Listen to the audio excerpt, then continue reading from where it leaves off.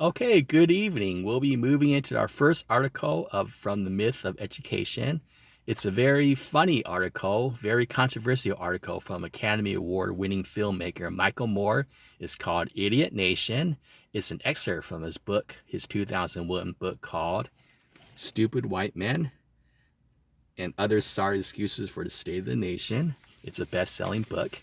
It's a funny excerpt about Idiot Nation. So guess what he thinks Idiot Nation is? Talk about education. Again, when he refers to America's idiot nation, there is a little qualifier to that. Again, as you read, he's not saying Americans are idiots in general. Of course, people are very smart, but with the way our culture is, the influence of the media and the mind and things like that, our culture, of course, people act like idiots, or maybe they're not reaching their full potential. So you have to read with some qualifications in mind. Read it, take it with a grain of salt that we're not literally idiots, but sometimes we act like idiots just based on things like our culture and influences there. So, Michael, let me get a little bit about the background of Michael Moore before I get into a little bit of the article. Michael Moore is a very accomplished filmmaker. In the article, you see that he dropped out of college just by driving around the parking lot where he couldn't find a parking space. So he told that funny story about his college experience where he couldn't find a parking space. So that's his reason for dropping out of college.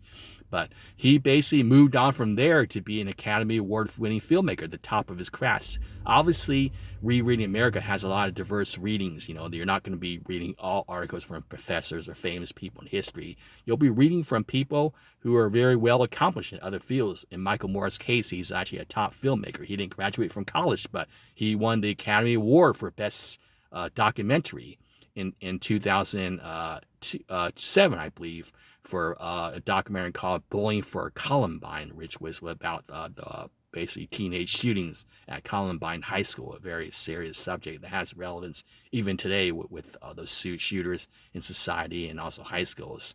So Michael Moore, let me just correct myself. I think it was in 2002 he won the Academy Award. But he's very controversial. So when he won his Academy Award in 2002, remember from my previous lecture, that was when the Republicans were dominating. George W. Bush was dominating, right? People were praising his response to the terrorists. Let me just put that in quote mark, right? The supposed terrorist bombings of 9/11.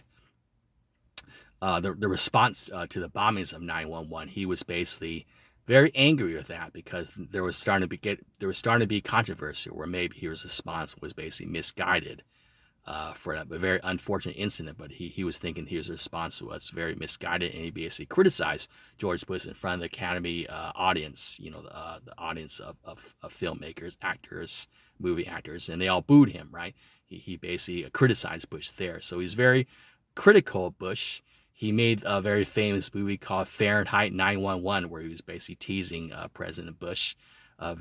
He also made a previous documentary in 1989 called "Where's Roger," where Roger Smith he closed. He was a major automobile CEO of a major automobile company, GM, I believe, and he basically closed a plant in Moore's hometown of Flint, Michigan, and Moore was very unhappy along with the rest of the community, and he was basically making a documentary about searching for that missing CEO. So he's very controversial. He also made a documentary called Sicko, criticizing our health system.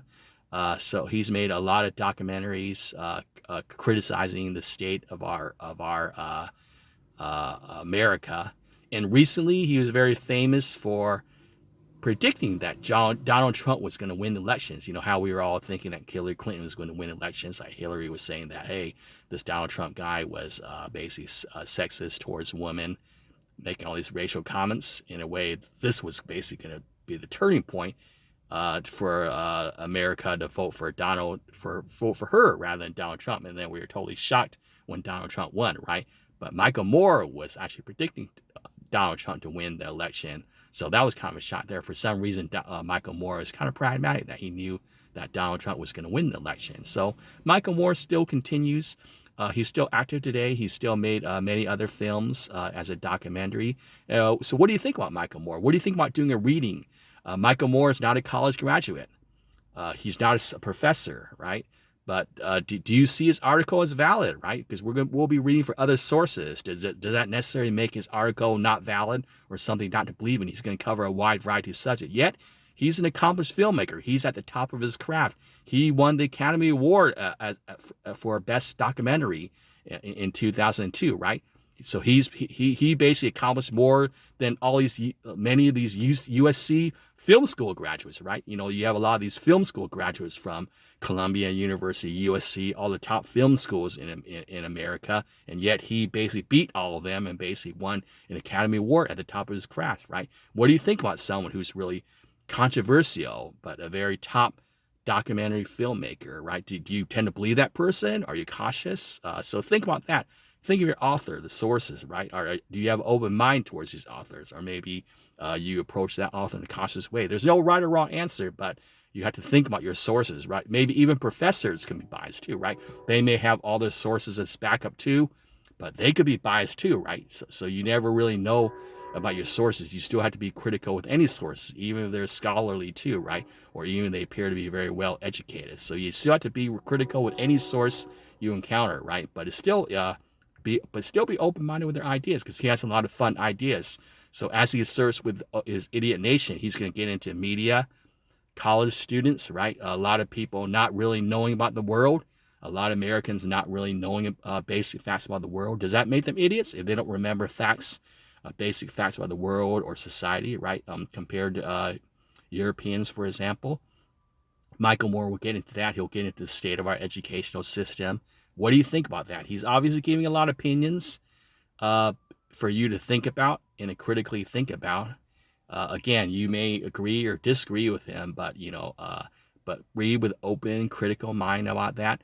He's going to get into schools. He's going to get into corporations trying to take in basically funding schools.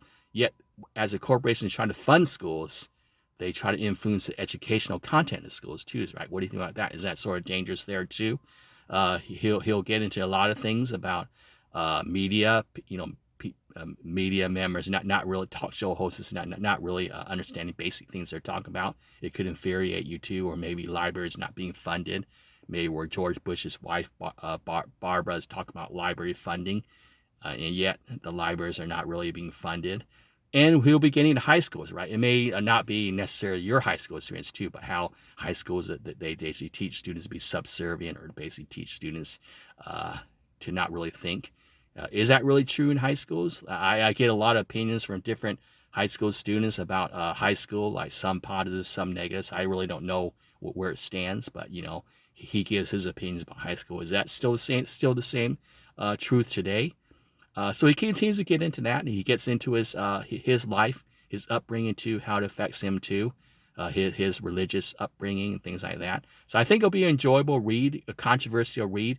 You'll have some questions on that in your homework, and then we'll revisit the article where you'll get a chance to analyze when we start getting into the specific critical thinking skills of analysis first. Later we'll get into interpretation, synthesis, evaluation, skills like that. When you get into analysis, you'll get a chance to analyze a quote that he has in a paragraph too. So you'll get a chance to go deeply in his article and give your opinion of the article in the homework too. But for now, go ahead and read the article, and you'll possibly be able to connect that article to your Walls essay too, right? About America being an idiot nation.